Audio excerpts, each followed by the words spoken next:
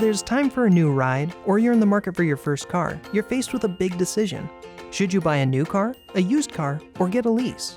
What are the pros and cons of each? Let's take a closer look. New cars can be very exciting. You get to pick out the exact make, model, color, and features that you want. They also typically come with a warranty, which can provide peace of mind when you're out on the road. However, new cars can lose as much as 20% of their value as soon as you drive it off the lot. That's a huge loss. On top of that, the depreciation can grow to 30% over the course of the first year. That means that if you bought a $30,000 car, after 1 year its value could be as low as $21,000. That's a $9,000 depreciation. While nearly all vehicles lose value over time, new cars do it at a much faster rate. There can be a stigma around buying a used car, but this option can save you a lot of money. Since they've been around longer, their depreciation is minimal, which means you may be able to sell it for close to what you originally bought it for if you wish to sell it later on. Another advantage to buying a used car is that the insurance is typically lower for used cars than it is for new cars. You may also be able to afford a more luxurious car than if you bought a new car.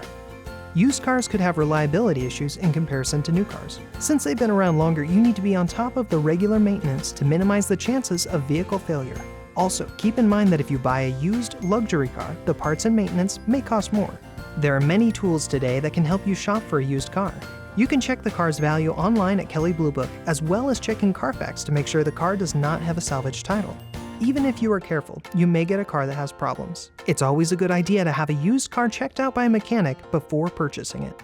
Leasing a car is an entirely different option. In this scenario, you will never actually own the car. You will typically have an annual mileage limit, and any unusual wear and tear on the car is your financial responsibility. In general, if you frequently lease cars, you will end up spending more money than if you had just bought a new car and kept it for a long period of time. So why would anybody lease a car? When you lease, you can get lower monthly payments on a new car and generally have to put down less for a down payment. You also only pay for a part of the vehicle cost, but are able to drive a brand new car every couple of years. A great advantage to leasing is that routine maintenance is usually covered with a leased car. So if you like to change cars often, like driving a new car, or like not having to worry about maintenance, leasing may be just for you. Different car buying options are better for different people. Take some time to research the best car buying option for you. Take into account what you want out of your car, what's important to you, and how much you can afford. Then look at all your options. You'll feel better prepared and most likely will be more satisfied with your car.